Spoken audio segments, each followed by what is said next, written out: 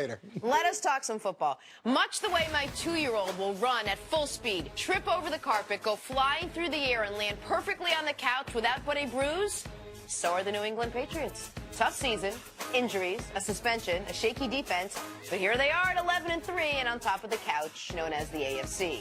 What a bridge, Nick. Yes, I liked it. This weekend they get the Bills coach. She sounds like Sarah Huckabee. I like it. I like it. Okay. Keep going. The water bridge. Keep going. Keep going. Touche. Keep going. Coach, I'm sure these Bills spent the week watching a ton of film from the Steelers game. What can they learn on how best to stop the Patriots? Well, you can't just go back and watch the last game, and it's really hard to watch any game to get a pattern that you can use, because New England's going to play you differently than they play everybody else. So there may be some general themes that you can take, but in terms of the specifics, it's much harder to do against them. What I would say they have to do is what they did really well last game, which is run the ball. So LaShawn McCoy had almost 6.2 yards a carry. They had 7 yards a carry overall as a team. They used some wildcat, which I love.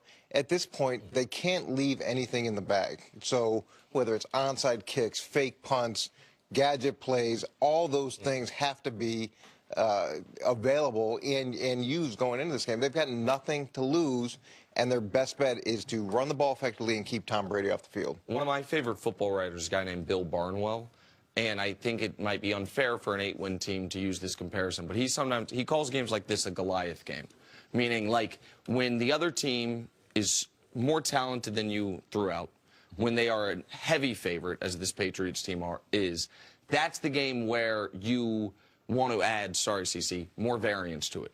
An onside kick game.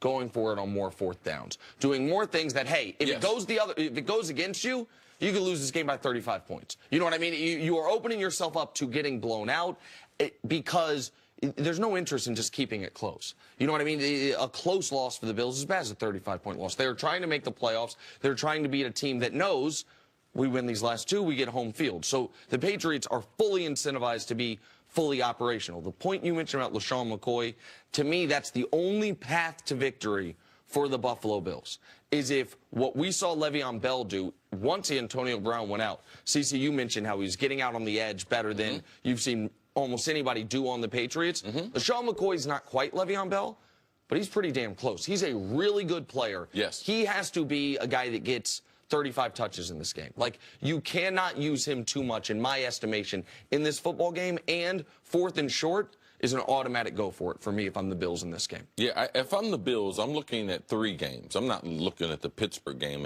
in itself, because also my personnel doesn't match up with what Pittsburgh can do, especially offensively. The weapons that they have don't have that outside of Shady McCoy.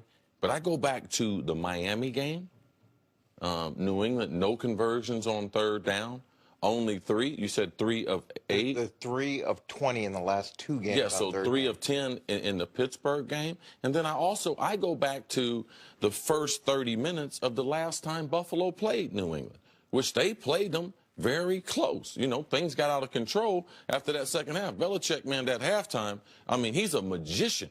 And they come out, take the momentum from you, typically drive straight down the field. Defense gets a 3 and out, or you get a first down, and Tom Brady's back on the field in another 3 minutes. And Tyrod got hurt in the second half of that game. Yeah, and they put Peter Pan in there. I mean, Peterman. Yes. I mean, but we wouldn't be in this spot if they hadn't benched Tyrod, remember? Separate discussion. Let's not forget the game that Peterman started. So if I'm Buffalo, I'm not only looking at the Steelers, I'm looking at that Miami game because it tells the story. And also, what did we do when we faced them the last time? And they ran the ball against New England. Now, what did New England do? New England dropped Tom Brady back only 30 times, but Buffalo got to him 3 times. So, you know, 1 out of every 10 dropbacks, he got sacked. So they got some hits on Brady. So the physicality of the running game and Brady, a common theme, we know. You got to get to Brady and through the middle. And let's bring up another name, Tre'Davious White. There might be some retribution in this game, a little bit of a retribution aspect to it with Gronk. I don't know if that plays into it all. We have short memories in the NFL. There's definitely going to be an element of that, and everything coming out of both locker rooms is it's not going to play any part in the game. Yes. And I don't think Gronkowski is. I think he wants to move as far away from this as he possibly can. Does. Yeah, he does. But everybody knows what happens, and I'm sure that's in the back of the minds or the front of the minds of a lot of guys in Buffalo, and that could be an issue. This was also, wasn't this the Josh McDaniels, Tom Brady yelling at each other game? I mean, there are a lot of subplots to the last time these two teams played. But just going back to a blueprint with New England, you can't do the same things in the second half that you did in the first half and think it's going to have the same type of success. So you've got to have something else there, a second pitch to throw at him defensively in that second half. And Tre'Davious White, you have to listen to his comments going into it. He said that rethinking the game and who Gronk is, he does not think that Gronk is a dirty player and that there would be no retaliation on his part.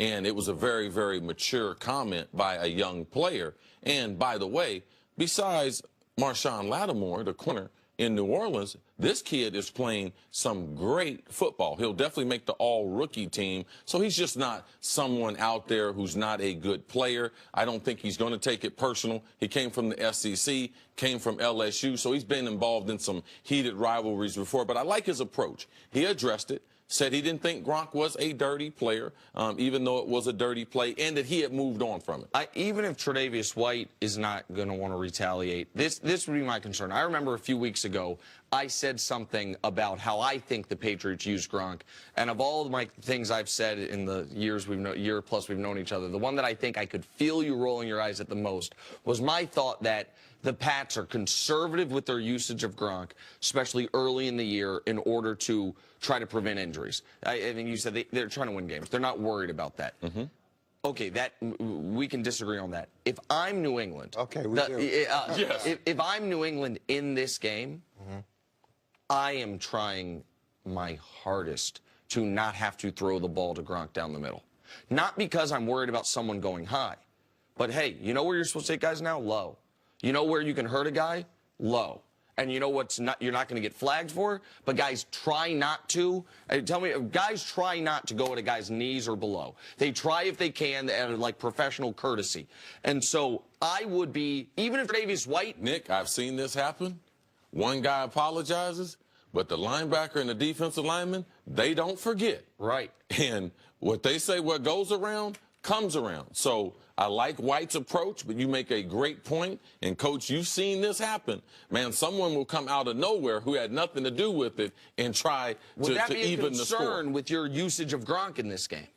No. It wouldn't be, because you're going to use him the same way. And, look, if you want to go low on Gronk, you got to make that decision. And he's a pretty significant human being traveling at a high speed. So if you want to take that chance, there's a good possibility you come out of it worse. All right, Coach, stick around. Coming up, a big game between the Seahawks and Cowboys. Only one team will stay alive.